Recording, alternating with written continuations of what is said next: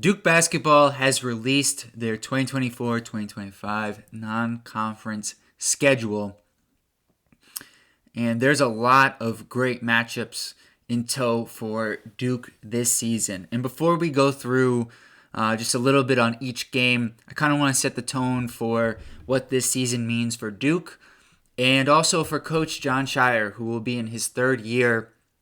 He had a really good first season at Duke. They had a good run, especially towards the end of the year. And it started off kind of shaky. There was definitely some games where they did not play up to Duke basketball standards. And he got the team going towards the end of the season. They won like 8 or 9 games in a row. And up until the loss against Tennessee, this team was really humming, and they played really good basketball. And then in his second year, he got a lot of guys to return. They had a good year, but there were certainly some up and downs, especially losing both games to North Carolina and then losing 2 games at the end of the season to NC State. So the season ended pretty well. They got to the Elite Eight and they ended up losing to NC State there. But at the same time, they may not beat Houston if Jamal Shead doesn't go down. And then it's a Sweet 16 run. So it's a round better than the year before, but there's still some questions about the program. And with the state of how good this team looks on paper, there's a lot of expectations on Duke this season. And speaking of those expectations, the first non-conference game is Maine. And as most of you know, the reason for that game is Cooper Flagg.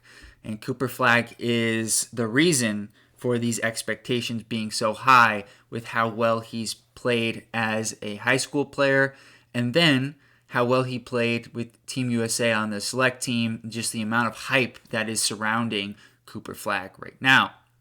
Then on November 8th, they take on Army, which is kind of like a Coach K classic, if you will. And then, so they get those 2 tune-up games, and then November 12th, the Champions Classic in Atlanta this year against Kentucky, which is going to be a very different Kentucky team than in years past.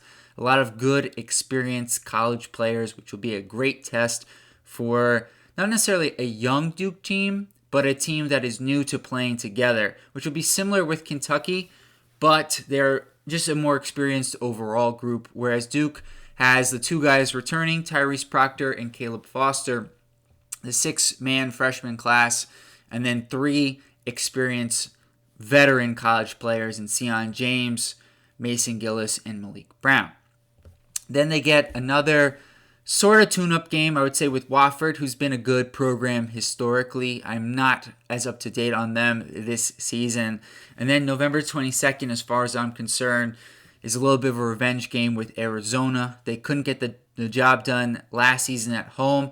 Now they go to Arizona against what I think is a good Arizona team on paper.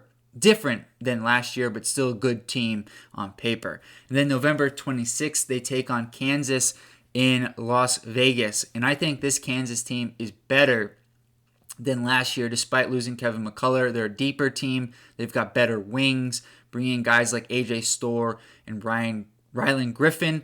And they're just much more balanced. Also Zeke Mayo. So that should be a great game around Thanksgiving. November 29th, a little more of a tune-up game against Seattle at home. And then December 4th, the ACC SEC Challenge. Not gonna lie, guys, I was kind of hoping this would be Arkansas. Would have been great to see, John Calipari and co. But Auburn, another great team in the SEC, another good test for Duke. Then another tune-up game, I would say, Incarnate Word, December 10th. Another good time to get some freshmen, maybe some more minutes, opportunities for growth. December 17th, George Mason, team that's kind of been up and down, not as familiar as to where they're at right now. And then a very interesting game because it's so unusual for how college basketball, especially with Duke, has been scheduled in the past. February 22nd, a non-conference game at Duke North, Cameron North, Madison Square Garden against Illinois, who I think will be a good team. Not as good as last year, but still a good team and should be a good kind of simulation for March Madness, which will be at that point about a month away. So I think Duke has a really good non-conference schedule for this season between Illinois, Kansas, Arizona, and Kentucky. You've got 4 really good opponents to get you ready for March Madness in neutral or away environments, which I really love for this team, which I think is going to be very good and could use tests early on.